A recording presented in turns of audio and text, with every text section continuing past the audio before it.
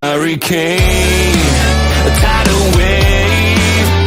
Essence perfect, life looks brilliant. Give me more of this. I'm out of control, about to blow, and I've been caught in the undertow. So toxic, but I can't get enough. You're burying me, burying me. Yeah, you're burying me, burying me. You've got me hypnotized. Push me out of myself. You've got me hypnotized. I can see, I can hear, going crazy, but the light has got me hypnotized. You've got me hypnotized. Get you out of my hand again.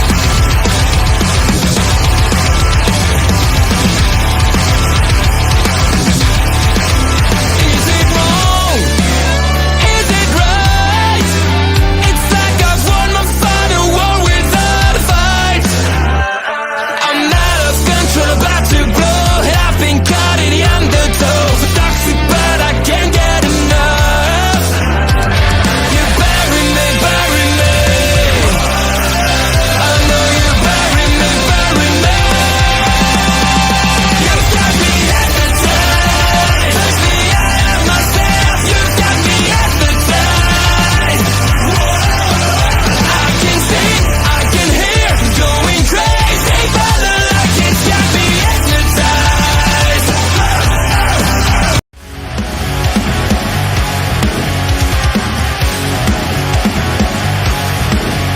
Please note.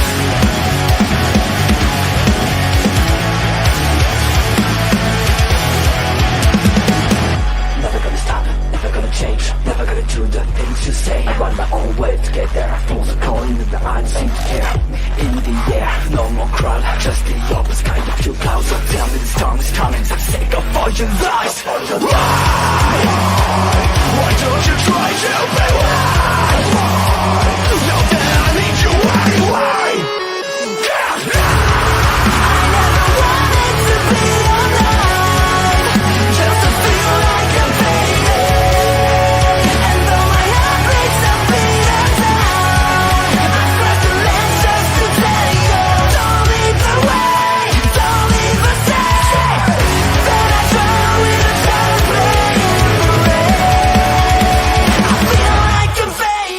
Always do it on my own, so I gotta get through it. And the only thing I know is to love what I'm doing. Never give up, never slow, till I finally prove it. Never listen to the no's, I just wanna keep moving. Keep my head up when I act, head up, that's a fact.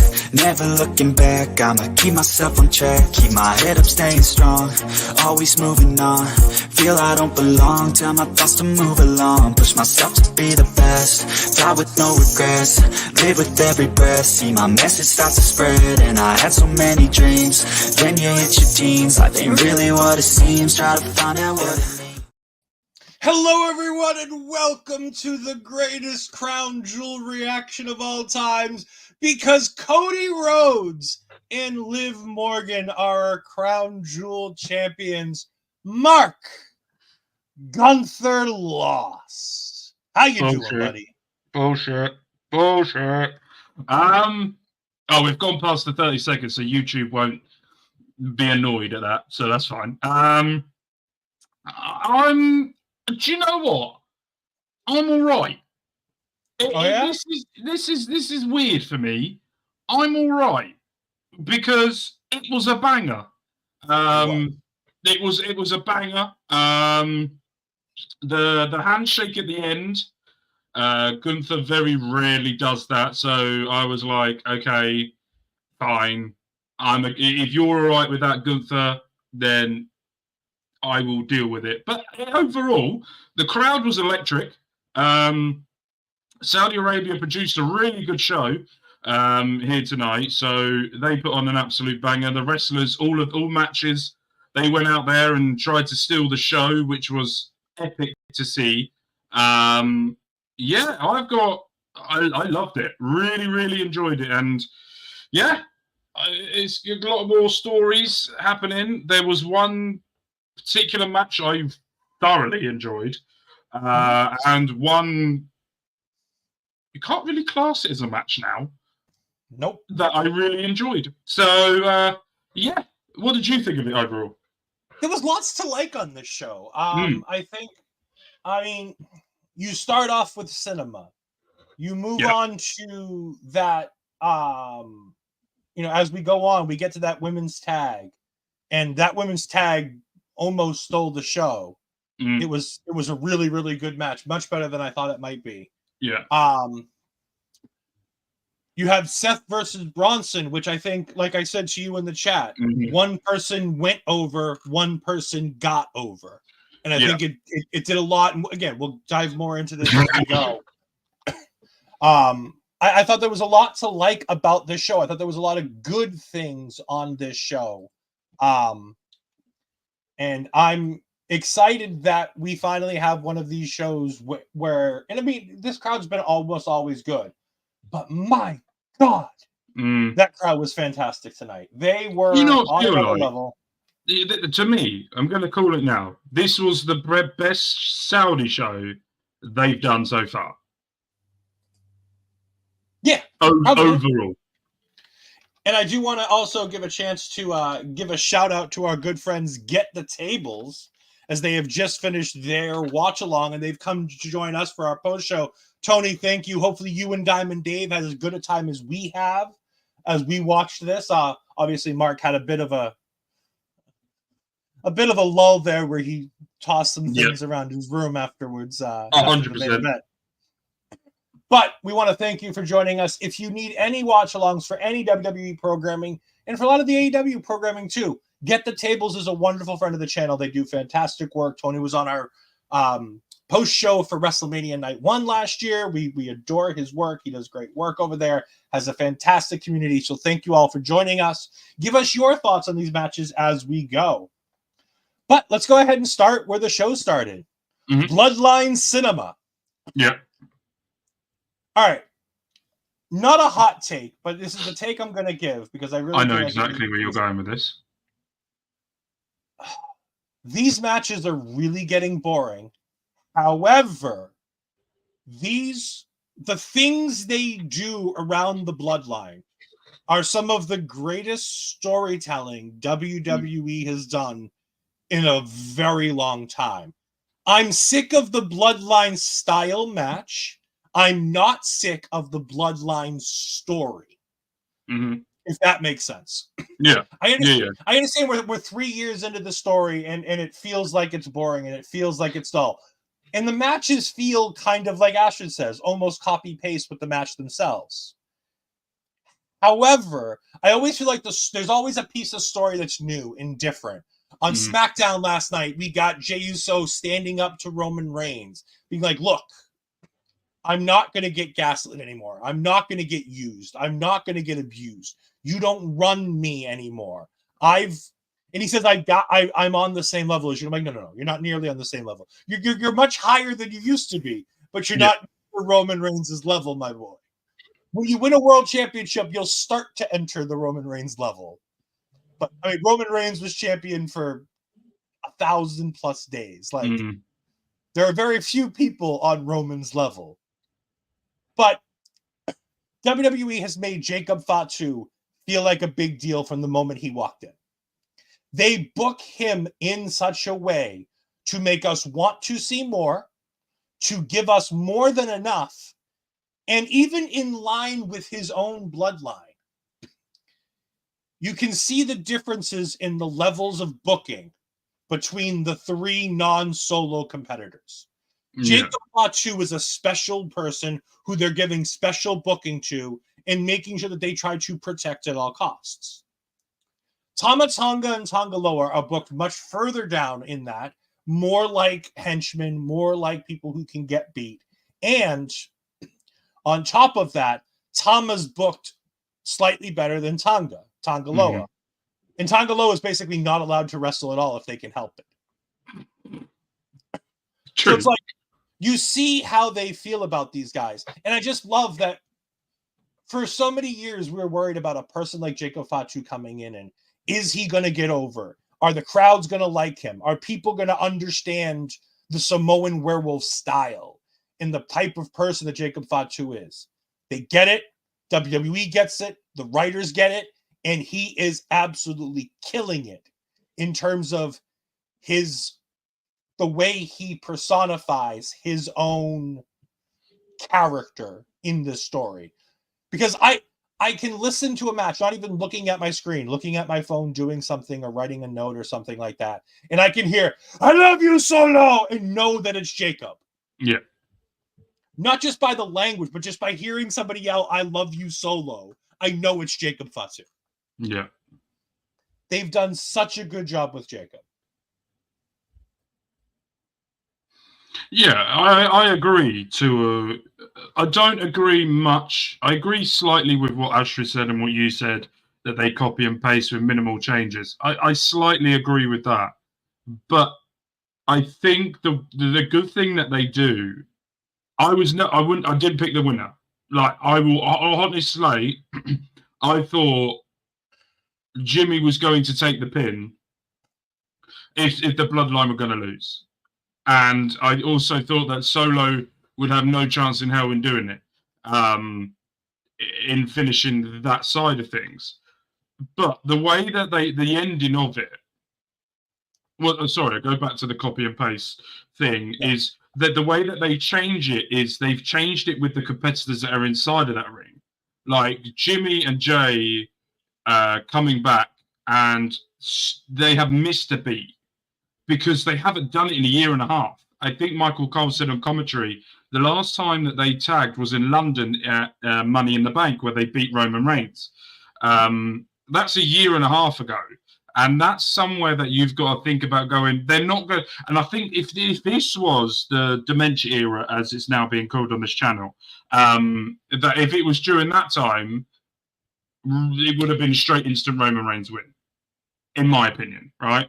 So for me to be shocked at a result, but not only shocked at the result by the way that it finished, because basically what happened was Jacob Fatu did all of the work to let Solo finish it off. So what it's now going to do, and what WWE have done very cleverly, is they still haven't got Jacob Fatu, Roman Reigns one-on-one for a pinfall, or that one of them being pinned. So when that actually happens, it's going to be a bigger deal. It was a massive deal for me for Solo to even pick up the win, because I didn't think that he was going to.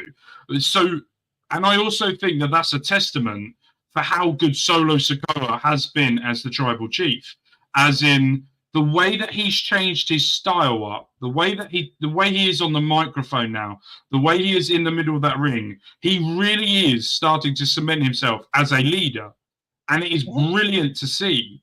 And I think commentary did a really, really good job with Michael Cole and Corey Grace all night. They always do a great job anyway. I never have anything bad to say about either of them. But they did a great job during this match to really pinpoint to the casual audience that there's one side who are together and one side who are not really together yet. And I thought they did a great thing with that. And then the whole Sami Zayn coming down. Can I just say, that Superman into the big boot was friggin', that was perfectly timed, by the way. That was perfection. They could never recreate that again, because I don't think any of them could get that timing as well as what they did just then. But also, I want to point out as well, I don't know whether you probably caught onto this as well, but Jay was the one that was protecting Sammy from Jimmy, when before it was Jimmy protecting Sammy from Jay. When they had that whole, so like there's so many layers to every single part of this. The match was okay. The match was the Bloodline match, and I can handle a Bloodline match, right? Because I know exactly the story I'm going to be getting throughout it.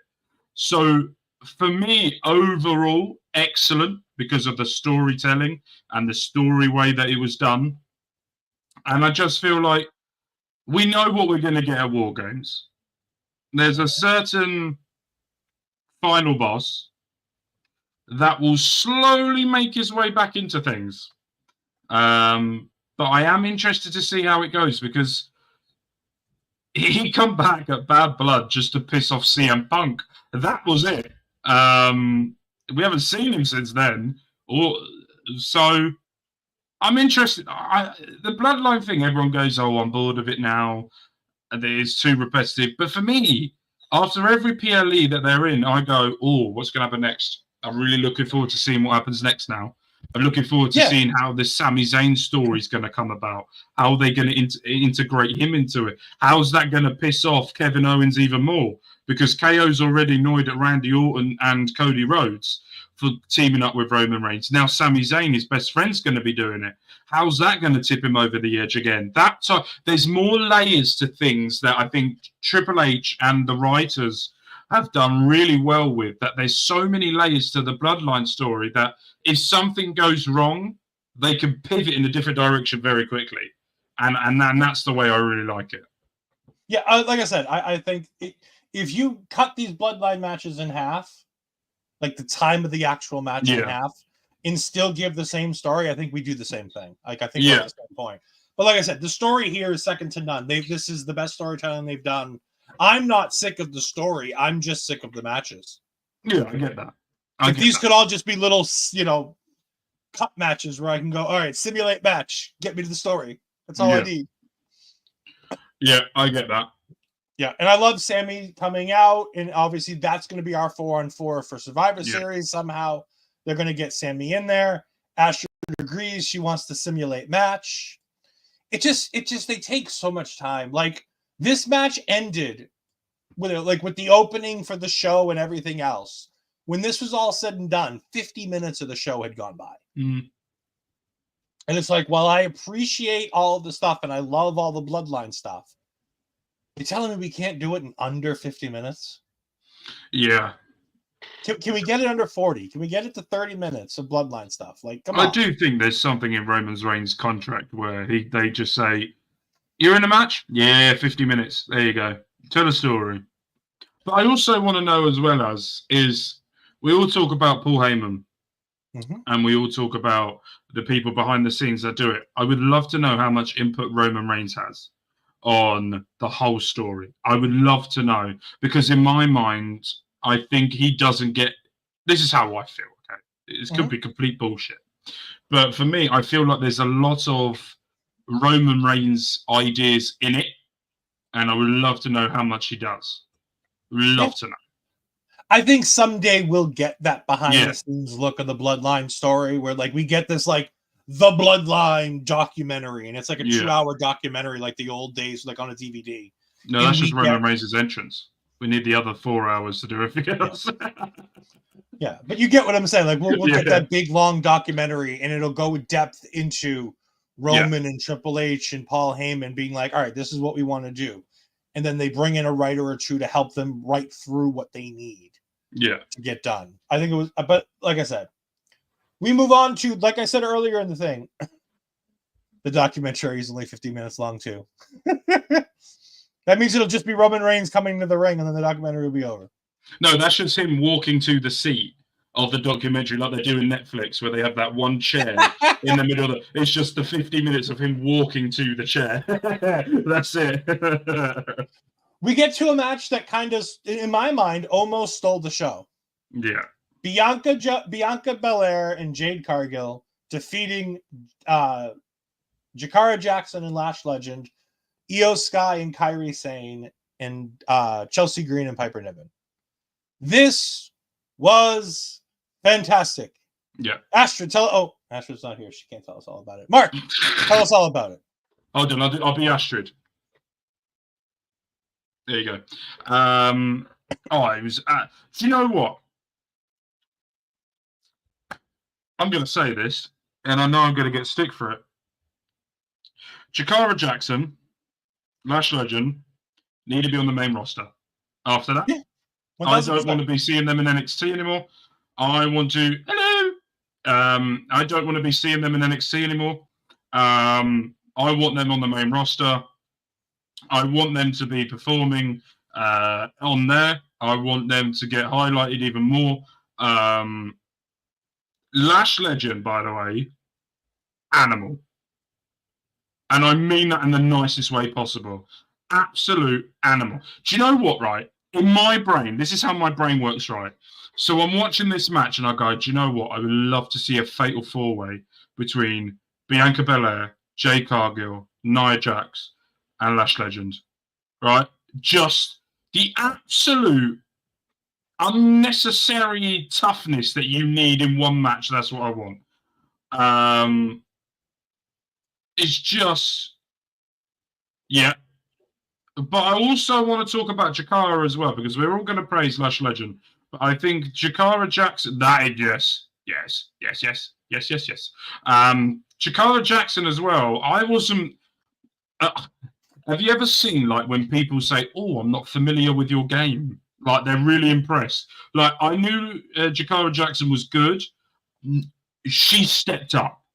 She knew that this was the opportunity for her, and she stepped up. And I really do hope that they don't go back to NXT. Sorry, NXT fans. And I hope they stay on SmackDown or Raw and do more stuff for that women's division as well, because they don't need NXT. They just need more main event time in the ring. We don't need Uru Mensah or Noam Dar just yet. Take them. No, Noam Dar. Actually, we'll take Noam Dar. If you're taking Jakara, you have to take Oro and Noam. We'll take Noam. Lash. You can take Lash by yourself, but you got to take both of them. No. We'll take Noam Dar just because I really want to see how Americans can really understand Noam Dar if he talks properly than what he does in NXT, because he's really toned down the way he talks in NXT. I want him to go full NXT UK Noam Dar. To see if Americans can really understand that. But no, I just think, and so here's the thing for me. Where do they go here from now, right? So who's going to be next? I think they should have a one-on-one tag match, two-on-two tag match between Lash Legend and Jakara Jackson versus Bianca and Jade. I think that could be good. And we also need to find a way, WWE, of getting a heel turn for Bianca or Jade, please. Needs to happen soon. And if you're going to do the heel turn, give the titles to Chelsea Green. Thank you very much. But no, very much. I want to know how they're going to do the heel turn. Is it going to be Jade that turns on Bianca, or is it going to be Bianca turning on Jade? I'm interested in that. Those that are unfamiliar with Bianca's NXT run don't understand how incredible of a heel Bianca Belair can be. Yeah. People don't remember undefeated while chewing her bubble gum. Mm-hmm. People don't remember the swagger that she went around with, using the hair whip on a more steady basis as opposed to barely using it on the main roster. There's so much in a Bianca Belair heel turn that and plus you can have her turn heel on Jade and then have her beat up for a nice quick easy feud, have her beat up BFAB to rejoin her husband and her husband's best friend and put those three together to give the Street Profits a bit of steam going behind them. This match, the proper Hurt Business, not that other crap. Yeah. This was fantastic. I love this match. There were so many great spots. There were so many great things. Taking Lash Legend literally lifted Kairi like she was a fucking child. My God. She grabbed her by the hips and just whoop, on my shoulders. Absolutely ridiculous. As fathers, we've done this to our children. Just lift them up. And it takes us a bit of effort to be able to. Whoop. By the time I realized what she did, Kairi was on her shoulders. Yep. As she did it, I went, I can't even do that to my own children right now, because that's ridiculous. Like, it was one fluid motion. It wasn't. It wasn't like, when you do it, because you've got a kid as well. When you do it, the legs don't really. Sometimes you got to adjust to get there. She just went honk, and I went what? And then after they do such a great job, putting Kairi Sane on her shoulders, they almost killed poor Kairi Sane because Lash and Jakara's like an inch away from where she needs to be. Jesus. So like Kairi's just coming straight down, and there's nobody there to catch her. Jakara got there in the end, but it was a scary moment for about 0.4 seconds there, as we just see Kairi falling. As she fell, and when she landed, I went, oh no, oh no.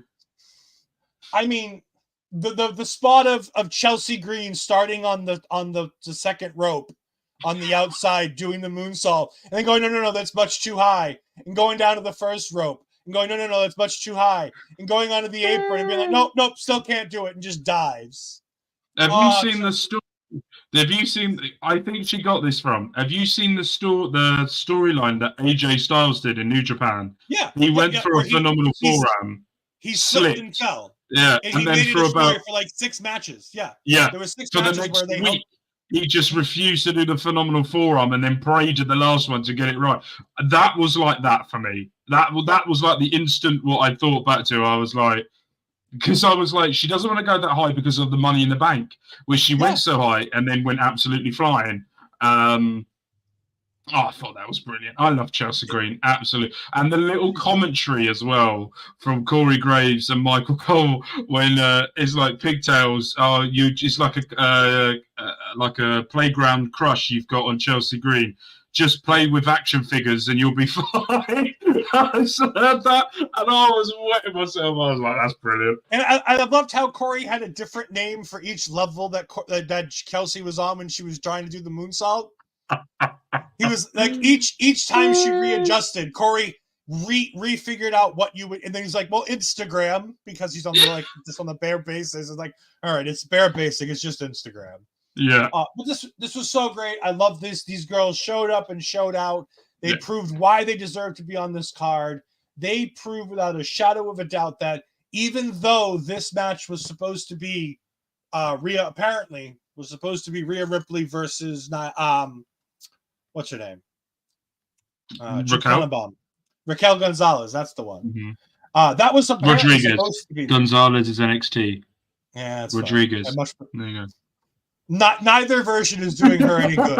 I was waiting for you to say that. I was trying to see if you were fighting that. We'll get to Raquel later. Yeah, we will. But these girls showed up and showed out, and these fans, and I loved seeing the energy in the fans for this women's wrestling match. Mm-hmm. All of the fans, the men, the women, the girls, the boy, everybody during this match seemed excited, seemed into it. There were a lot of big spots to get the crowd into it. Fantastic job, WWE. Fantastic job to these 8 women. They put on a hell of a show. I don't know where Bianca and Jade go. And honestly, at this point, I don't care. We've done a good job of giving us some sort of a semblance as to what this division is right now. Let's just leave it be and see what happens. Yeah. Let's give them the benefit of the doubt that they can figure something out and do something with it. Yeah, I agree with you on that. We move on. Seth Rollins versus Bronson Reed. Now, Mark, we were talking in the Discord earlier about, you were saying Bronson needs to go over in this match. You're like, Bronson needs this. Bronson needs to win. Yeah. And I'm like, but Seth seems like he's on the road. And I suggested Punk. Yeah. Seems like it might be Gunther, but I thought it was on the road to Punk. And I'm like, I think you need to build to that next big match. The next big match for either of these guys should be Seth Rollins taking on whomever, whether it be Gunther, whether it be Punk. A big match for Seth seems like it's on the horizon for him. Yeah. But what I loved about this is that they didn't make Bronson feel like an afterthought. They didn't make Bronson feel like Seth was just going through the motions. These two battled before the bell started. They battled throughout the bell.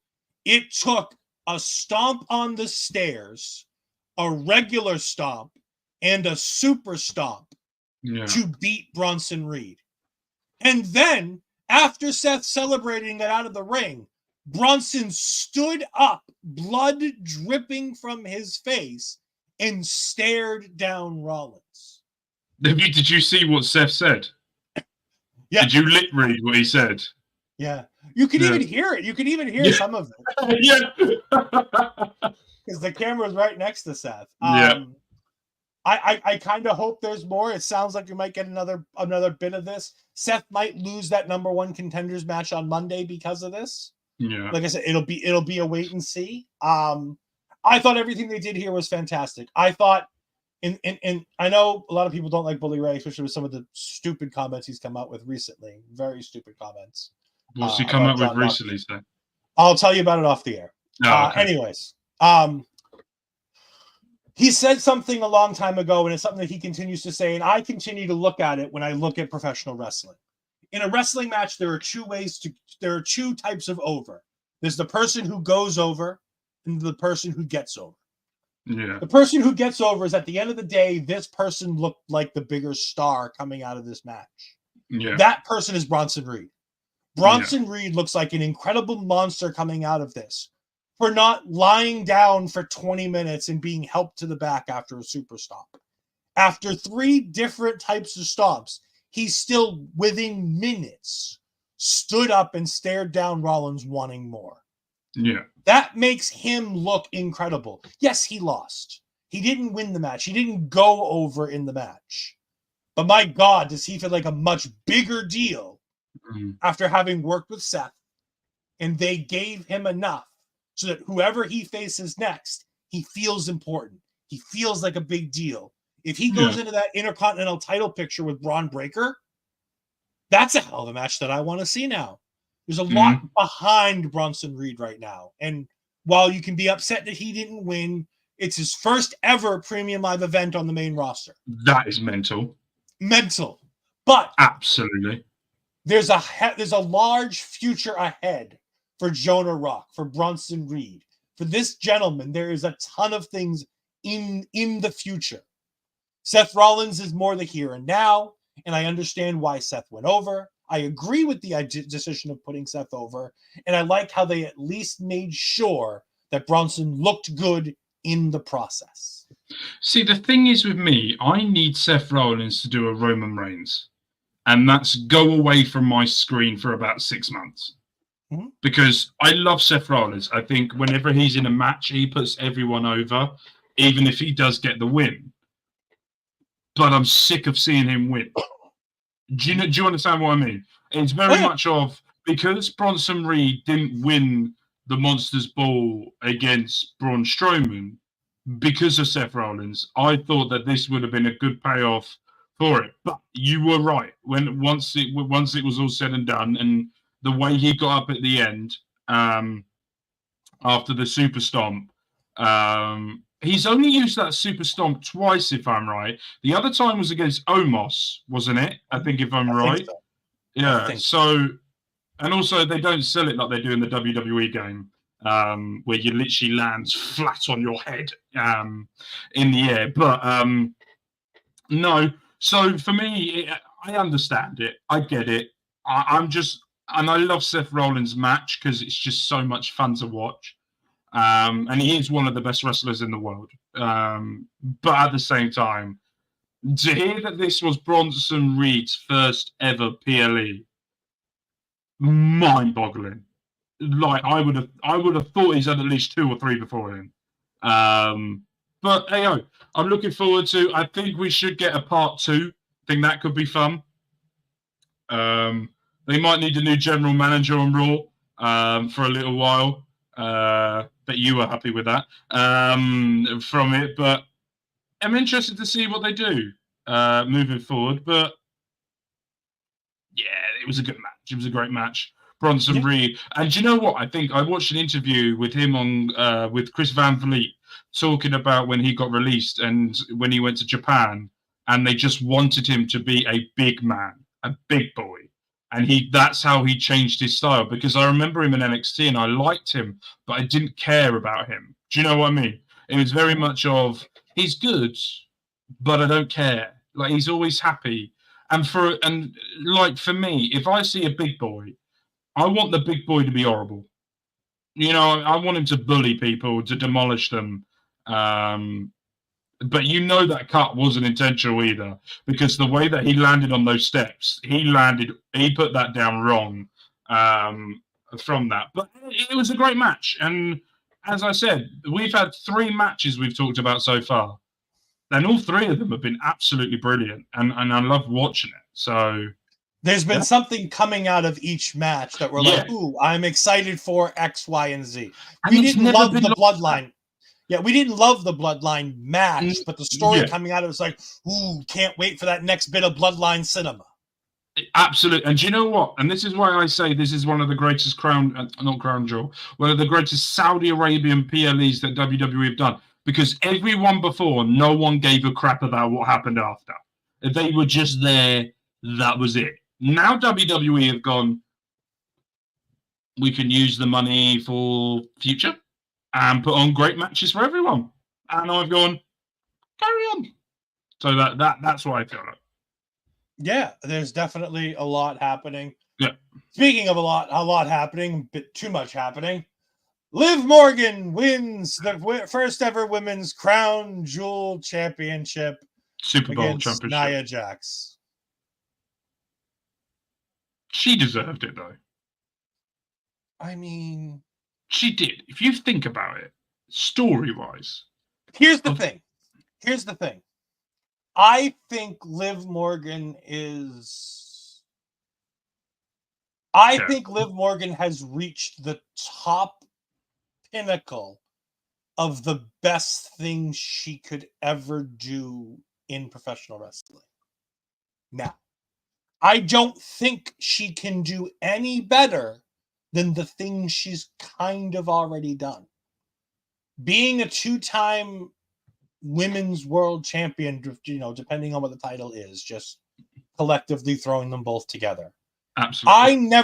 Watching her in NXT, watching her at the Riot Squad, I never saw this for her. Yeah. I've never really liked Liv Morgan in the ring in any way, shape, or form. I don't love her moveset. I don't love the way she works. She's good. Don't get me wrong. I'm not taking credit away from her. She's just not she doesn't interest me in very much of any way. Every time they put the championship on her, it feels like whatever they're doing with that title comes to a screeching halt. Whether it's bad luck, whether it's bad matches, whether it's bad booking, it always just feels like when she gets the championship, things come to a screeching halt. Including, they get ready to push her for the world championship against Rhea Ripley. She injures Rhea Ripley by accident. She then goes ahead and has... Where did this injury actually happen? Where did this actually... We'll go back. This. I'm going all the way back to when Dom was still with Rhea. Ah, right. The original injury. Yeah, okay. I thought you meant the eye socket. Okay, no, we'll get to the eye. But it's like, you go all the way back to that. And she accidentally injures Rhea there. So Rhea can't put her over for the championship. They can't do the Dom turn. They have to wait all the way to Mania to do it. And they have to put over Becky Lynch in the process so that Becky can put over Liv, so that Liv can conquer Rhea, do the whole Dom thing. All right, cool, whatever. Since then, she's essentially done nothing if it doesn't involve Rhea. She really doesn't have a huge part in the Judgment Day stuff. The Judgment Day's kind of fallen apart without the Terror Twins. And she now has 2 people as heavies on the outside, and she's still barely winning matches. And it's just like, maybe the Liv experiment is over. Maybe we just stop pushing her. And the injury with Rhea that you were talking about, that occurred, I believe, rumors are, we don't know when, and WWE will never tell us. People believe that the injury may have occurred during that spot where Rhea was, when the 3 of them were in the ring, and she gave Liv that major headbutt recently. Oh, yeah. They think that's what broke the orbital socket and did the injury. She's obviously not Scottish, because if she was Scottish, that wouldn't have affected anything. And if she was Samoan, it sure as hell wouldn't have affected. Exactly, yeah. because that's a long-standing tradition that Samoans have the It hardest is. heads in professional wrestling. Oh, they certainly do. This match here was okay. Like, it wasn't great. It wasn't awful. But there was just so fucking much. Can we talk about how over Tiffany Stratton is right now? Oh, Tiffy time. You know what? Play it. All I have to say Play. now is it's Tiffy time. I've got to change the graphic to put Tiffany with Money in the Bank on that thing now. Yes. That's what I got to do. But I think one of the things that Triple H is doing very, very well is he's building Tiffany. Mm-hmm. And I don't know if they've done this on purpose or it's a thing that they do. But if you go back to Nia Jax with Alexa Bliss, the old bullying, name-calling, she won the title from that. Do you not think it's roles reversed now? They've done like roles reversed, where now Nia Jax is the bully, and Tiffany is sort of like, oh, no. From it, I do think that when she cashes it in, she will win it. I think that's going to happen. I do want to know when she's going to do it, though, because I'm at the point now where I really want Tiffany to cash that in. And to do it. I think that WWE have done a very clever job of building Tiffany up. Because if you think about it, right, and this is one of the things that I don't love, but I think WWE do right. If you send someone to Saudi Arabia, a country that doesn't speak English, they only speak Arabic, and they're chanting for Tiffany Stratton. By the way, I'm going to put this as disclosure here for everyone that's watching. The Arabic rules are not great towards women. For a whole crowd to be chanting for a woman, you've done something right. Yeah. Do you not think that's how I felt watching that? Right? Yeah, no, I wholeheartedly agree. Here's the thing with Tiffany Stratton. Depending on how long Rhea's out, I think you have an opportunity here. If you want to hit reset with Rhea out, because remember, everything evolving around Liv Morgan revolves around Rhea Ripley for the significant future. There's not really anybody built on Raw to take her on right now. No. What if Liv goes out and has a match on Raw in Riyadh where she's doing X, Y, and Z. She's having a match. She gets beat up by Nia Jax. She gets beat up by somebody. Somebody comes and beats her up. You can hit the reset button. Have Tiffany cash in Riyadh. Have her win that championship and reset the Raw Women's Division back to square one.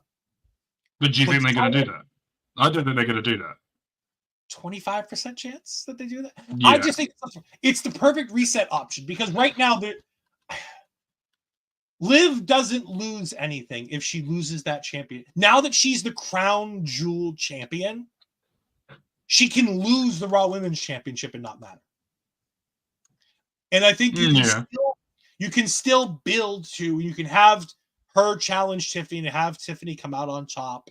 And you can reset that women's division and go ahead and have Rhea challenge Zoe Stark, Shayna Baszler, Isla Dawn, Alba Fire, all these wonderful women who are on the Raw Women's Division roster that are lower down the card that feel like a nothing when compared to Liv Morgan because of the way Liv's been booked and how strongly they make sure she keeps that championship and how poorly the Raw Women's Division has been booked for the significant portion of this year, besides Rhea Ripley and Liv Morgan.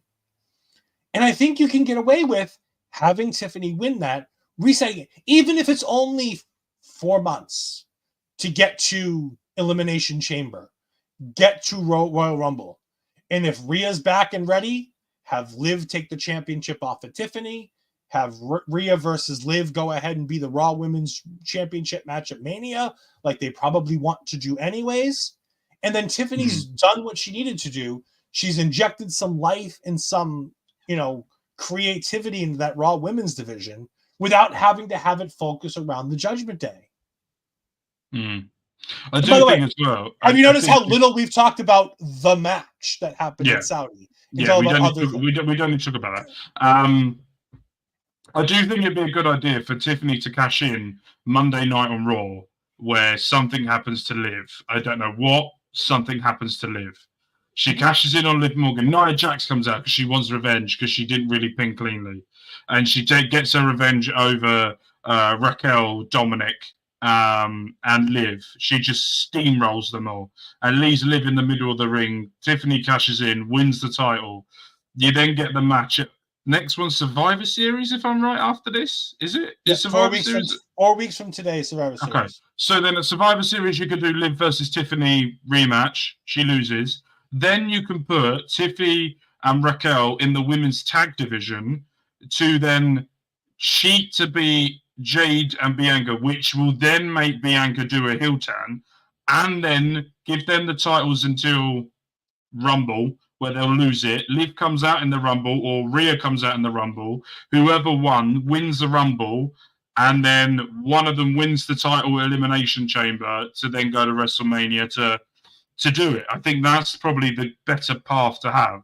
But and there's lots of ways out of it. Yeah. If you think about it right, and I'm not saying this because I'm a fan, okay?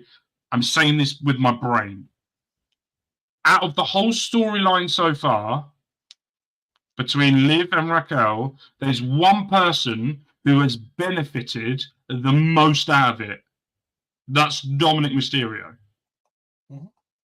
Not only is Dominic Mysterio benefiting from the storyline, when he does interviews, he's so good at the heel character that it makes you want to hate him more.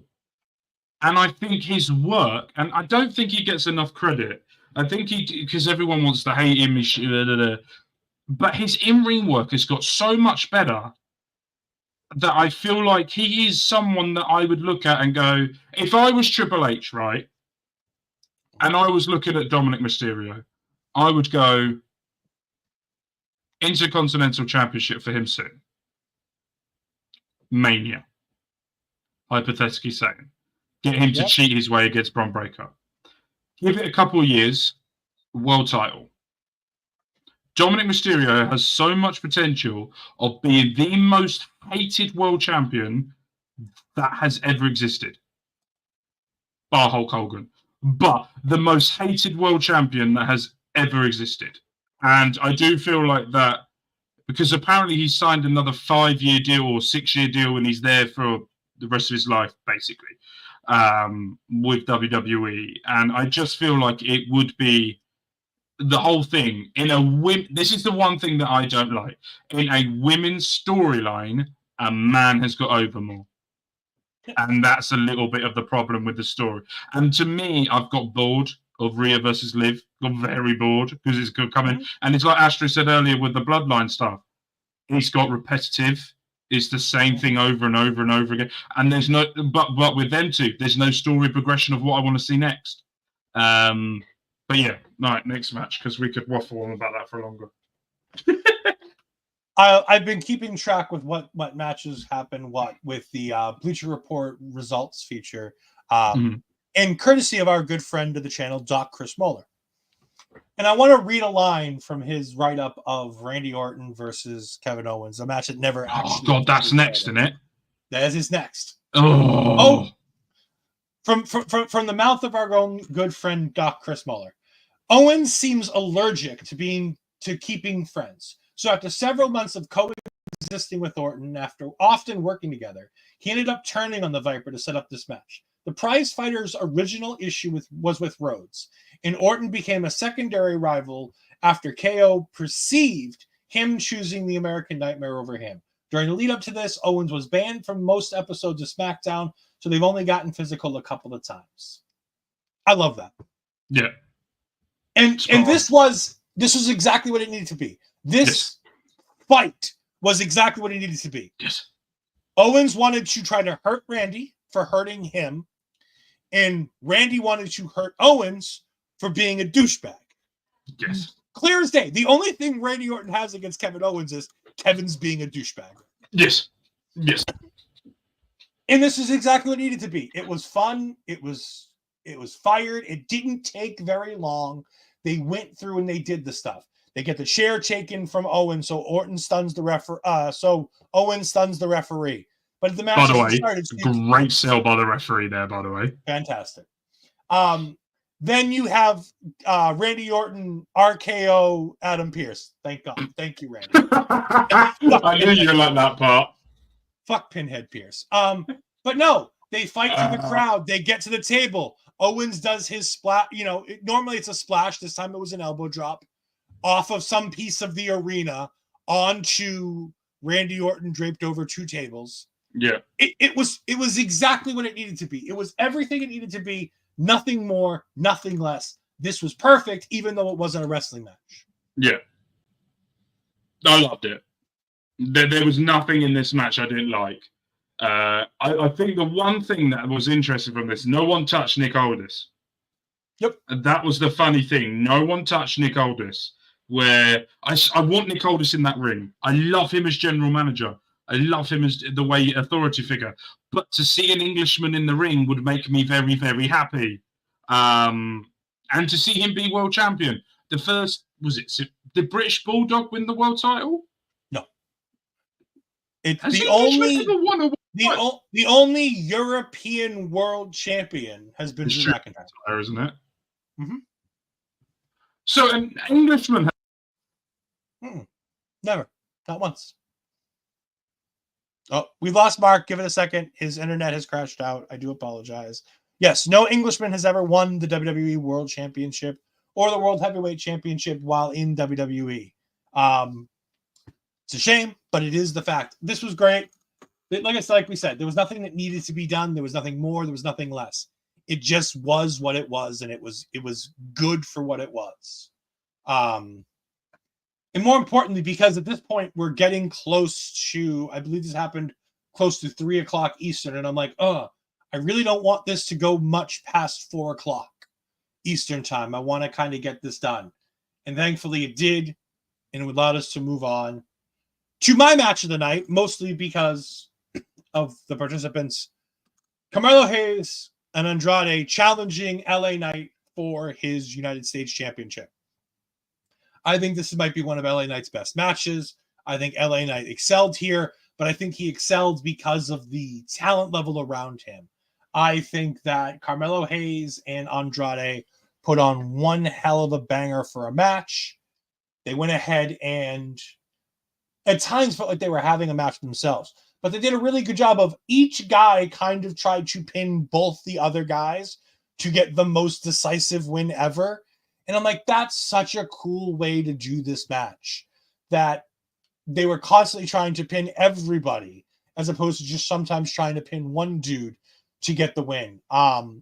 Lots of cool stuff here. Andrade doing the flip to the outside when it looked like he was going to hit Carmelo Hayes on the inside of the ring and going the outside to hit LA Knight. That was sensational.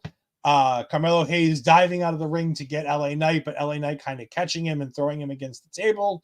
So many good spots, ending with the fantastic spot of LA Knight hitting the BFT onto Carmelo Hayes, who was trying to set up Andrade for a setup move to his finisher, and pinning him was just sensational. Absolutely loved this. This was a fantastic match. I give this my match of the night. We're talking about the U.S. title match here, Mark. What do you think about the U.S. title match? No British national has ever held a world title in WWE. That needs to change. Anyway, I just Googled. Apparently, by the way, TNA's Nick's oldest was... Oh, we're losing Mark again? Yeah, we lost Mark again. Yes, Nick Aldis in TNA, I believe, is the only time a British world champion has ever been in any of the major sports. Nick Aldis probably holds that with all of them because of the NWA, because of TNA, with WWE, with all that. I believe it's probably Nick Aldis is the only British world champion in a lot of those things. We're going to give Mark a few more minutes. If you're in the chat, go ahead and tell us what you thought of this match. And and tell us what you've got going on. We got STG in the chat. Thank you for piping up, STG. I greatly appreciate it. Mark's internet just crashed. He's just raging over 0 Europe. Now, granted, that's where you got to be very careful with your wording. There have been European heavyweight champions. There have never been British world champions, meaning British nationals, meaning coming from England or areas that are part of Great Britain. There are world champions from Europe. We have people like Gunther, who is a European national who's won the world championship. Yes, British nationalists is the wording that Mark was using. I just say British-born world champions. Remember, we got Drew McIntyre, who's Irish. We have Finn Balor, who's Irish. We've had Irish world champions. Sheamus is an Irish world champion. However, none of these people were British people who won the world title, which is what Mr. Mark is getting all the time. Look at the look that Mark is giving me over here in the corner about me talking about these British not having a British national champion. Just imagine that's what Mark looks like right now. Again, we're going to give Mark a little bit of time. I thank you all for joining us. I'm going to go ahead and while we're waiting on Mark, I'm going to go ahead and play the calendar one more time so you can see all the things that we've done this week and know that we got more stuff coming up next week. So here's the calendar. We'll be right back.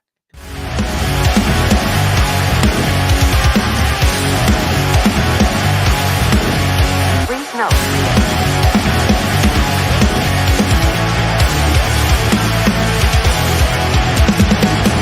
Never gonna stop, never gonna change, never gonna do the things you say. I run my own way to get there. Toss a coin and the I don't seem to care.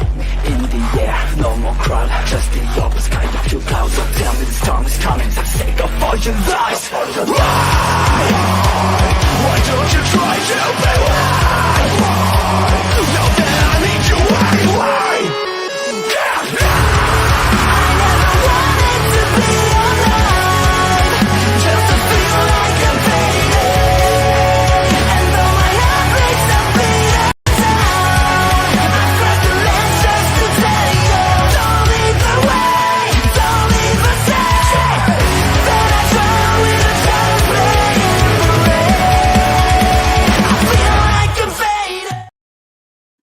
And of course, we want to thank OnLap for all the fantastic music that they allow us to use. Most of our intros are all using OnLap music. Most of our video packages use OnLap music. Big thank you to OnLap, a fantastic band that we have connections with. We greatly appreciate you allowing us to showcase your music on a weekly basis. Hello, Papa Smokes. If you haven't caught it yet, people, please go check out Ring Respect Radio, where I went ahead and was Quizmaster Supreme for Ring Respect Radio this week. And the chaos that ensued with Papa Smokes trying to cash in his Ole in the Bank contest to go over and screw STG, to Kimmy talking all week how she was going to win, and you can see how Kimmy did, and did she win or not? A whole bunch of good stuff happening over there on the Ring Respect Radio. What the fuck do we know about wrestling trivia this week? So go over there and let us know what you would have gotten on this quiz if you don't cheat and you haven't seen the show already. Mark, welcome back. Oh, everything decided to go wrong in the space of 5 minutes. No, and by the way, I did listen to what you said. You do realise Drew McIntyre is Scottish, not Irish. Yeah, same difference. No, I wouldn't say the same thing. They really don't like each other. Yeah, but no. Okay, so there has been no Englishman. Hello, Papa, you absolute goat of a man. The man with the most angelic voice. So no Englishman. So I need either Pete Dunne to step up or I need Nick Aldis. The Pete Dunne needs to step up because I love that man very, very much. Very much. Talk to us about the US title match. Oh, absolute banger. Absolute banger. I heard I was listening to what you said. I could hear you. Just my camera then decided to go, nah, not working. No, absolute brilliant. And I think you're right because of the other two with LA Knight doing an absolute fantastic job. In that, I do think that the Carmelo Hayes did a great job of such a great ending as well. Very, I can't think of the word. How do you say the word? Innovation. Innovative. Thank you. That word. For the ending of it. And I just think it was a really, really enjoyable watch. from it, and I love all the competitors. What I will say is I think Andrade needs Charlotte Flair or a Zelina Vega. I think that Carmelo Hayes needs like a Trick Willie in his corner again, like they did before. I think that would work really well. And LA Knight doesn't need anyone who can just carry on doing what he's doing. From that, and the little slip up that LA Knight did when he tried to jump up, understandable. There was no rooms for his legs to go. And then he really did well to recover from that, from it as well. And I just thought the whole match was brilliant from start to finish. And I think Triple H listened to the audience and got them what they wanted, and delivered. Yep, they absolutely delivered. I thought this was fantastic. I loved every bit of this. And like I said earlier, while you were gone, and I know you said you could hear me, I love the innovative finish of this with Carmelo getting ready to do a setup move for his finish, where LA Knight just comes in and boom, hits the both of them with a BFT while Carmelo hits, Andrade. Just such a great way to finish a triple threat. It was so much better than that. Like, they did a lot of one guy fights one guy, but they also innovated that into one guy dives out to the outside to hit the other guy. It never felt like it was two guys wrestle, one guy gets slammed, rolls out to the outside, other guy comes in, like old school WWE. used to be. Yeah. They really did a good job of keeping this going, keeping this upbeat. Where Mark might lose some upbeat nature, Gunther is defeated by the American Nightmare, Cody Rhodes. And Cody Rhodes is the first ever men's crown jewel champion. Or if I'd let Mark have his way, greatest champion in WWE? Question mark. Mark, how you doing over there, buddy? I don't want to talk about this. I don't want to talk about this. I will talk about it then. I thought this match was sensational. I thought Gunther and Cody gave every inch of themselves to each other. There was such great back and forth work. This felt at times like a picture-perfect Cody Rhodes match. And at times it felt like a picture-perfect Gunther match, which, by the way, very different matches. Yes. The match that Gunther wrestles is not the kind of match that Cody Rhodes is normally very good at. However, the match that Cody Rhodes wrestles isn't exactly the type of match that Gunther can excel in either. They are such very different. Gunther excels when he gets to do the Gunther match. In everything. I know you like to drink his milk. But no, I think that there's Gunther excels at a certain point, but there's the pace and the way that Cody wrestles is so very particular to Cody a lot of times. And it's so old school that while Gunther is an old school talent, he has this very different way that he presents it. And it was nice to see the back and forth and the meshing of the two of them. I bit on countless near falls in this match. Yeah. I thought multiple times Gunther was going to beat Cody. I thought they were going to have Gunther choke Cody out. I really did. I almost hit on Gunther choking out Cody. In the end, a super crossroads is what it takes to keep Gunther down, but not really keep Gunther down, because Gunther locks in the sleeper hold. And Cody does the Bret Hart roll through, which again, by big ups to Michael Cole on commentary for bringing up after the match that Gunther talking down to Bret Hart a few weeks ago, and then them funneling it into this match as the finish of this match, being the finish to multiple Bret Hart Intercontinental title matches in the past, in the 90s, where Bret Hart will use the turnbuckles to push off and be able to pin the person who has him in a submission hold. Sensational work by both of these guys. I am so happy they don't have to listen to Mark talk for 30 minutes about how great Gunther is and that he's the greatest champion on all of the brands, because Gunther didn't win. He is. No, and I think it was a very, very excellent match. And if I had a non-biased head on, I think Gunther still should have won it. I don't think Cody Rhodes should have won this at all. I think that they missed out a thing here with Gunther losing clean, cleanish, from it. It's just one of those things where I think Gunther deserved it more, and I mean this in the greatest respect I can to Cody Rhodes.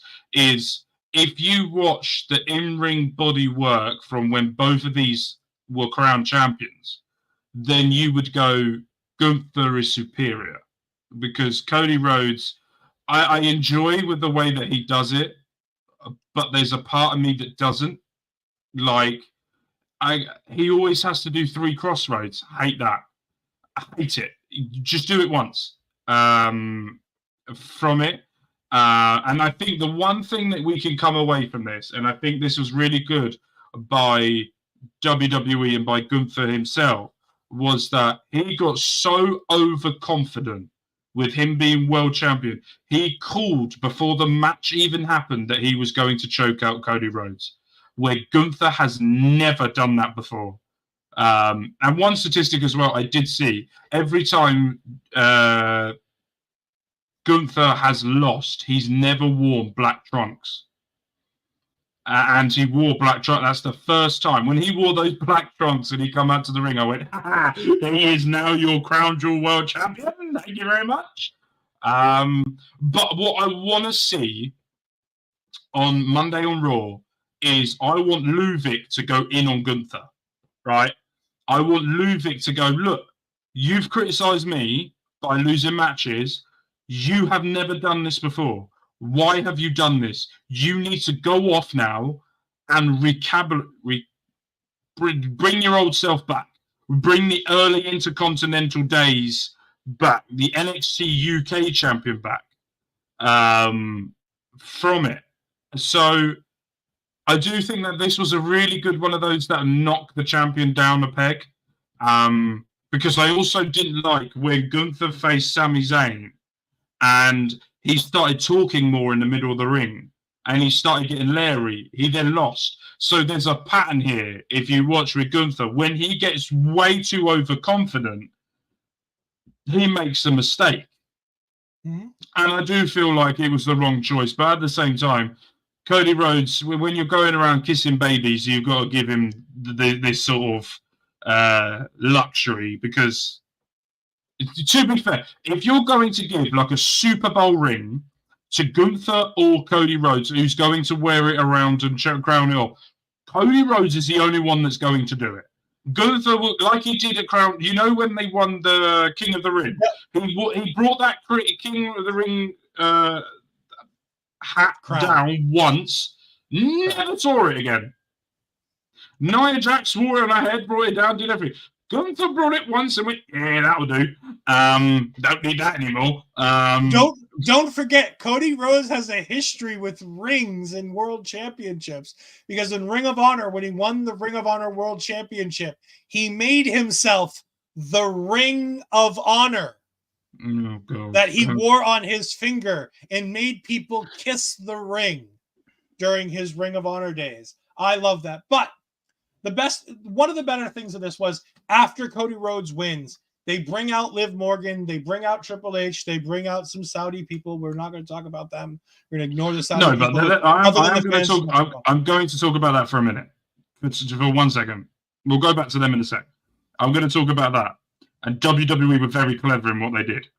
Okay, I'm going to point this out now. WWE, very, very clever. I'm going to look at the camera and I'm going to say why. There was 2 men, 2 women. There wasn't more men. And by the way, I do think that the person that was stood in the ring holding up with Cody Rhodes is something of the Minister of Sport of Saudi, or he was one of the people that designed the titles. It's one of them. I've seen his face before, but I don't know why I've seen his face before. In Riyadh's season in boxing, I think he turns up. I'm not sure. But they were clever. And WWE did the right thing. They had 2 men and 2 women that were in the ring with them. And they did that right. Now, you can go against the Saudi government. Absolutely. Horrible people. Put on a great entertainment, though. So, But no, yeah, put that picture up again. Let's put that picture up again. Look There. how beautiful these champions are with their titles. Yeah. Look the size of that compared to Liv Morgan, by the way. Yeah. It's a very large title. It's 250 carats weight of jewels in each of those championships. It's so unnecessary. Including all Australian farmed emeralds and 50 carats of diamonds. And Mama Fries, I love talking about Mama Fries on these things. He goes, well, why can't they just take the titles with them? And I'm like, because these things are like $3 million a piece in diamonds. They're not going to let them travel anywhere. The best thing is, right, imagine trying to get that past airport security. Oh, God, could you imagine? When it traveled to the shows, they literally had to give it its own security and the fucking safety box to make sure it got to the shows and got its. Because if you remember, the day after Bad Blood, we were on the Sunday show with Bobby, and we had an argument about why they get titles. And I said on that show, those titles won't leave Saudi.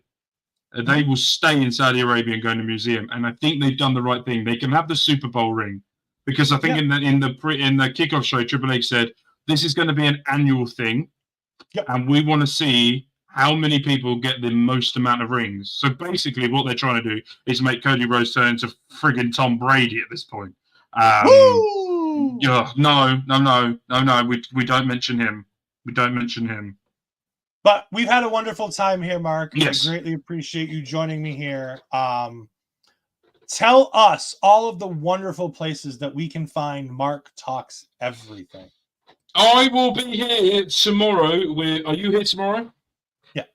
Okay, cool. I will be here tomorrow with Ed and Bobby, where I have instructed Bobby that I would like a 10 minutes or 5 minutes of the show to talk about the new Manchester United manager that has been done. And I would like to go a bit nerdy because I've been doing research and I want to go full Mark Talks Football nerd for about 5-10 minutes. So I have asked that. And we will be going through the NFL predictions. Not been a great week for me.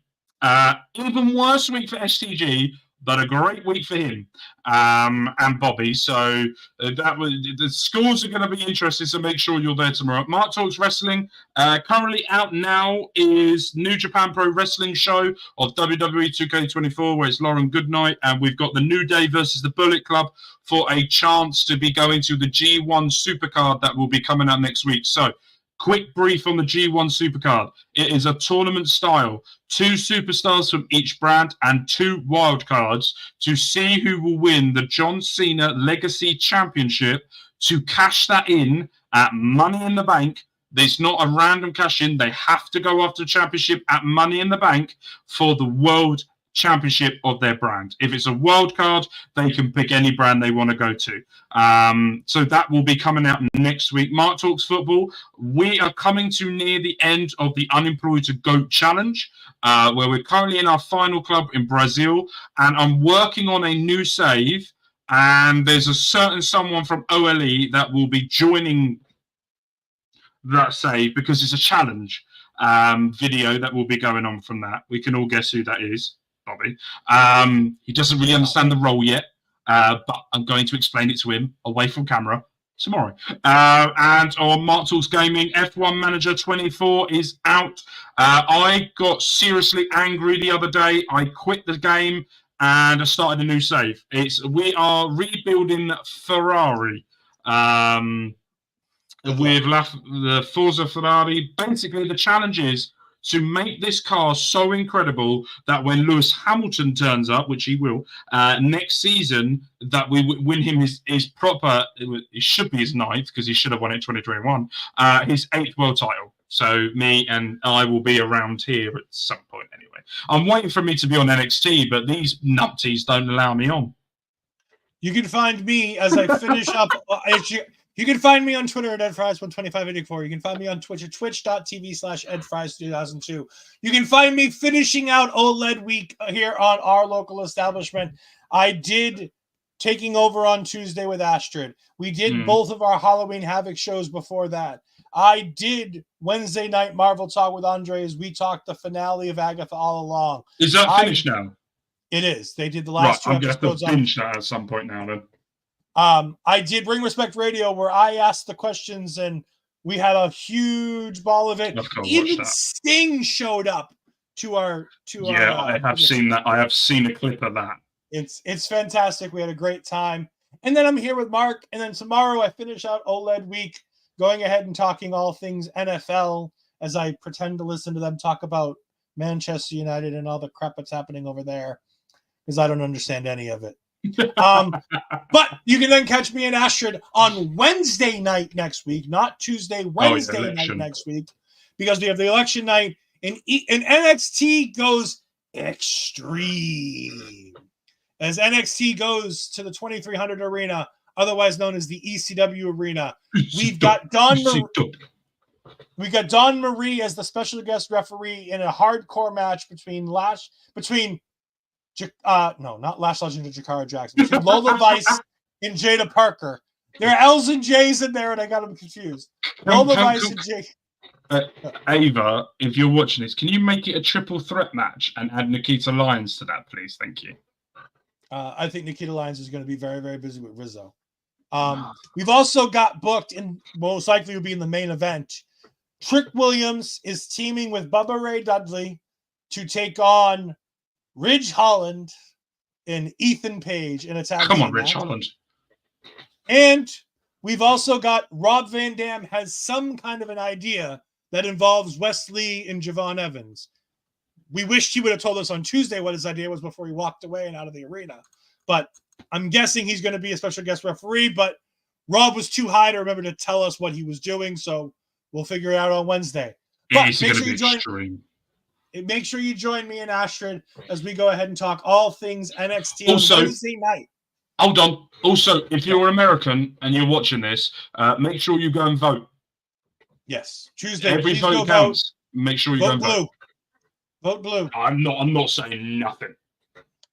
Thank you all for joining us. We greatly appreciate it. We'll see you all next time.